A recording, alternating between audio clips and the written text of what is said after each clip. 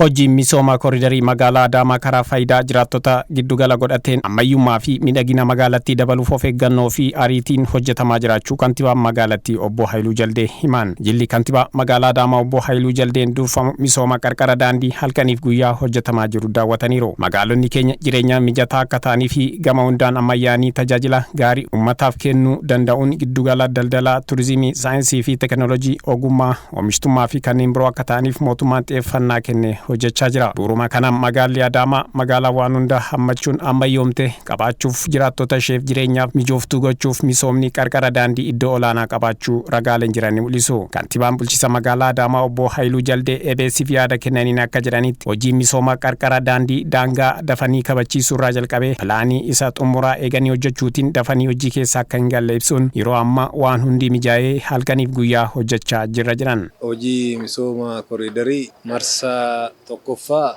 hojiiwwan gurguddoo lamarratti xiyyeeffannee hojjenne. Hojiin inni jalqabaa daangaa kabachiisuu haala pilaanitiin magaala keenya iddoowwan jiran hunda qulqulleessuu fi haala hojii itti aanuuf mijataa gochuu hojii jalqabaa ture. Hojii lammaffaan yeroo sanitti hojjenne iddoo hojjechuu danda'amutti immoo magariisa gochuu irratti xiyyeeffate ture jechuudha. Kanaaf marsaa tokkoffaa haala karoora keenya successfully xumurreerra. Daangaa kabachiifneerra iddoo baay'eetti diiginsaan daandiirraa siquun raawwatamee jira. Marsaa kanaan immoo ga'ammaan itti deebine qophii isaaf malu egaa barbaachifneen booda hojii an eegalle ta'uu isaatii jechuudha. Kana malees jedhan obbo Haayiluun galmoota 10 qabamanii hojjetamaa jiru keessaa tokko magaalaa ammayyeessuu jiraattotaaf mijooftuu fi miidhagduu gochuuf hojii misooma qarqara daandii kun dafee akka xumuramuuf hirmaannaan jiraattotaa cimuu qaba jedhan. Jalqaba irraa hanga xumuraatti hojiin misooma koriidarii uummanni yoo keessatti hirmaachuu hin dandeenye guutuu ta'uu hin danda'u, milkaa'uus hin danda'u. Kanarraa kaanee jalqaba irraa uummata keenya waliin hojjechaa turre. Daangaa kabachiisuu keessatti gaheen uummataa olaanaa ture. Uummanni hirmaatee jira. Ammas hojiirra oolmaa isaatti guutuu gochuudhaaf hirmaannaan uummataa olaanaadha jechuudha. Iddoo akkaataa pilaaniin eeyyamuun dallaa isaa midhagsuu, mana isaa midhagsuu, fuuldura naannoo isaatti halluu barbaadameen bakka buusuu fi kallattii pilaanicha eeyyamuu fi diizaayinii amma sarara itti hojjechaa jirru kanarratti qophaa'een uummanni mataa isaa hirmaachuun isarra jiraata. Egaa nu san eegalle yeroo gabaabaa keessatti xumuruudhaa fi yeroo gabaabaa keessatti xumuruufis adeemsa hojii keenya fooyyessinee guyyaa halkanis hojjennee yeroowwan kanaan dura nu jala darban sababiillee yoo qabaate kanaan duratti hojjennee xumuruu hin qabnu amma immoo gara gannaatti deemaa waan jirruuf dafnee waan karoorfanne kana xumuruudhaaf falli qabnu guyyaan qofti waan nu hin geenyeef halkanis dabalannee hojjechuudha. Galmi keenya yaadama smart Adaamaa arguudha jechuudha. Adaamaa smart taate galmoota kurnan smart Adaamaa milkeessuudha hawwiin keenya. Hojii misooma qarqara daandii qaama magaalomsuu keessaa isa tokko kan jedhan obbo Haayiluun lafa magaalomsuu aadaa hojii hawaasa jijjiiruu ijaarsi manneen pilaanii fi pilaaniin qofa akka ijaaraman gochuun seera qabsiisaa yoo deemne guddina galmoota smart Adaamaa yeroo gabaabaa keessa dhugoomsuu dandeenya jedhan. Hojiin amma hojjechaa jirru hojii magaalomsuuti. Magaalomsuun qabiyyee gurguddoo 3 qaba. Inni tokko lafa magaalomsuudha. Lafa magaalomsuu jechuun pilaanidhaan sirna ijaarsaa keenya daandiiwwan ijaarru, manni ijaarru haala itti waliigala pilaanidhaan magaala bulchuu jechuudha. Isa kana keessatti gaheen uummataa iddoo olaanaa qaba. Akka waliigalaatti lafa magaalomsuudha. Inni sarkaa lammaffaatti ilaallu uummata magaalomsuudha. Sirna daldalaasaa, sirna oomishaasaa, aadaa qusannaasaa, haala jiruuf jireenyasaa, magaala mijattuu waa hundaaf haala waliigala ijoollee isaa egeree ijaaruuf mijattuu taate uumuudha. Inni sadaffaan mootummaa magaalomsuudha. Kan hunda walitti hidhaanee ilaallu hojiin kun paakeejiin isaa guutuu ta'e Adaamaa sadarkaa tokko ni fooyyessaa.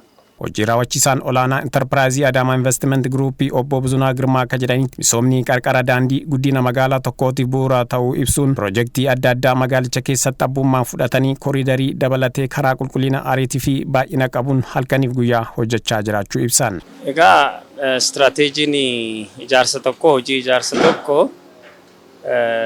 tokko akkaataa yookiin karoora yeroodha. Egaa aadaa hojii jijjiiruudhaan halkanii guyyaa guyyaa torba sa'aatii shiftii lamaan haga danda'ame halkanis guyyaas dabalatee hojjechuudha. Lammaffaa immoo maashinarii mobilaayizii godhanii hojjechuudha. Sadaffaa immoo humna namaa ga'umsa qabu qaxaruudhaan kuruu adda addaa uumanii saffisaan hojjechuudha jechuudha. Bara xumura kana bara baajata kana bareechinee xumuruuf karoorfannee jirra.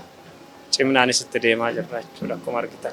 Jiraattonni magaalaa Adaamaa tokko tokkos EBS'if yaada kennaniin akka jedhanitti misoomni qarqara daandii jalqabamee harkifatus xiyyeeffannaa yeroo ammaa halkaniif guyyaa hojjetamaa jiru dafee akka xumuramuuf hirmaannaa nurraa eegamu hundaa ba'aa jira jedhan. Magaalaa miidhagduu arguudhaaf misoomni akka istaandaardii amma ta'e kanaan magaalaa hundarrattuu yoo wal ga'e bu'aa uummataati jechuudha. Bu'aa uummataa kana ni deeggarra jechuudha. Bu'aa uummataa kana deeggarree istaandaardii ta'e saniin magaalaan teenyas magaalaa hawwattu magaalaa miidhagduu fi naannoo turizimii taatu galii guddaa nullee irraa argannu daldaltoonni magaalaa kanas irraa argannu akka taatu hawwina jechuudha. Misoomni hojjetamaa jiramu baay'ee kan nama gammachiisudha. Hojiin hojjetama akkuma amma ilaalaa agarru kana bareedaadha. Warri hojjetus galgalaa fi guyyaallee hojjechaa jiru. Yeroo laaqanallee hojjechaa jiru asuma laallaa ollee dhaabbannee irraan tana hojii bareedaadha. Abdii fuulduraaf waan namaa kennudha. Nuti akka hawaasatti daandii kana hojjechuudhaaf gaafa mana diiganirraa jalqabee namuu mana ofii ofumaan diigateet deeggarsa gara isaatiin qabeenya isaa kararraa kaasaa tumsa barbaachisu godhaa ture. Ammas manni diigame sun akkasumatti nafne daandii namoonni akka agarru kanatti haala bareedaa fi miidhagaa ta'een suphamaa jira. Kana irrattis tumsa gara keenyaa ni goona. Hundaan maddii dhaabbanna.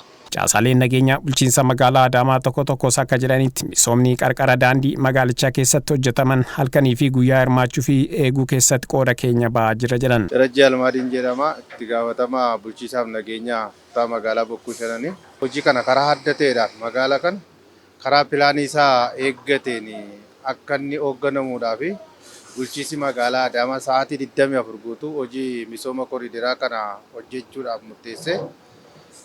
Kanarraa kaanee guyyaa har'aas sa'aatii ammaa kanatti yeroo jalqabaadhaaf galgala keessaa labsamee hojiin misoomaa kun akka hojjetamu irratti waliigallee bobbaanee jirra jechaadha.